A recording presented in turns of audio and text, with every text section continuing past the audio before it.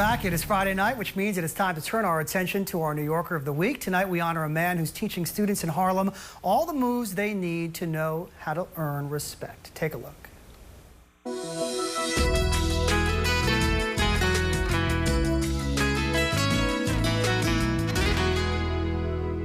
In place, go. Tango, merengue, salsa, or waltz. Travel. At this school in Harlem, you might feel like you've gone back in time. Back to an age when dancing was less about freestyling and more about music and manners. Dance is simply the medium for this message of how important manners are. And I don't think that message is out there as strongly as it can be, and that's why I'm so passionate about doing this work. Traditional dances require discipline, manners, and civility, traits Sidney Grant has seen disappearing in neighborhoods around the city. We're really on a downward spiral culturally and socially.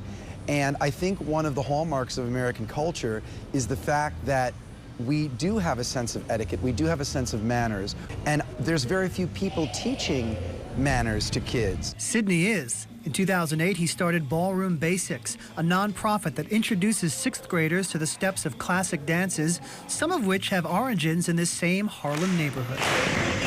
The moves learned here extend beyond the dance floor.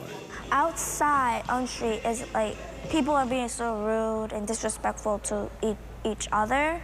But when you're inside here and you're dancing with your partner, you feel respect. Respect that can combat bullying and build relationships at the difficult age Sidney remembers all too well. I was bullied as a child. I was also the child who was picked last to be on a team in gym class. To have an activity that by its very nature is non-competitive, to me it's the perfect antidote to bullying. But before ballroom dancing came to the school, we haven't had like a good communication with each other. When I'm doing eye contact with people I dance with, I can actually read them. Like I could actually read their emotion. And so, for teaching students the basics of dance and life, Sidney Grant is our New Yorker of the Week. And joining me now in studio is the founder of Ballroom Basix and our New Yorker of the Week, Sidney Grant. Thank you so much for coming in. Glad to be here, John. Thank you very much. So what are some of the benefits of learning a traditional dance? Well, I would say that the most important thing is that children learn how to interact with each other in a physically respectful way. And learning how to be a lady and how to be a gentleman through an activity that's fun and engaging, like ballroom and Latin dancing, makes it a really fun way to do it. What's your training? What's your background? I've been dancing professionally for 25 years. And you've won some awards and have some accomplishments along the way. Don't be shy. Well, I am actually the USA Argentine Tango champion. I won the title last year at this time with my partner, Gail Madera. And actually, we donated our proceeds to the not-for-profit, to Ballroom Basix, because we both believe very passionately in this project. So what sparked the idea? What sparked the idea to bring your talents to public schools?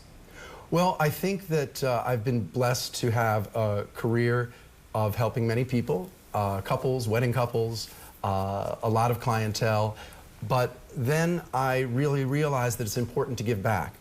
And I think the best way to give back is with an activity that ensures that all children, regardless of shape, size, ability, or popularity, get to dance with one another in a non-competitive environment. When you walk into the classroom for the first time, you take the kids to the gymnasium, is it a tough sell to convince these kids that this is cool, there'll be a benefit here? Absolutely.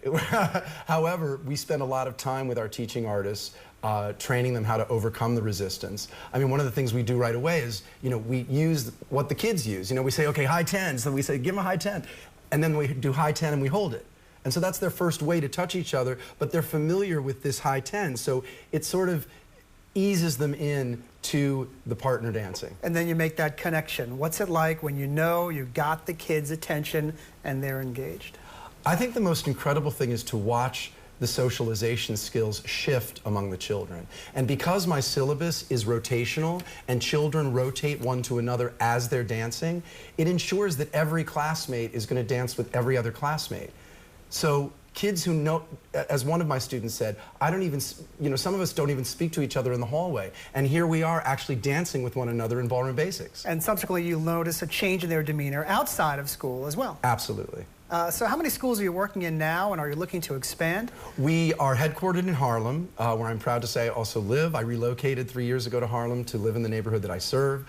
And actually, with the addition of 3 more Harlem schools this spring, we have served over 1,000 New York City school children. So we're going to put up your website address. It's Ballroom Basix with an X. With an X. .org. There it is on our screen. Someone's going to see this. Someone's going to contact you through the website and say, come to my school. Is that possible? How does that work? Absolutely. They can reach us through the website.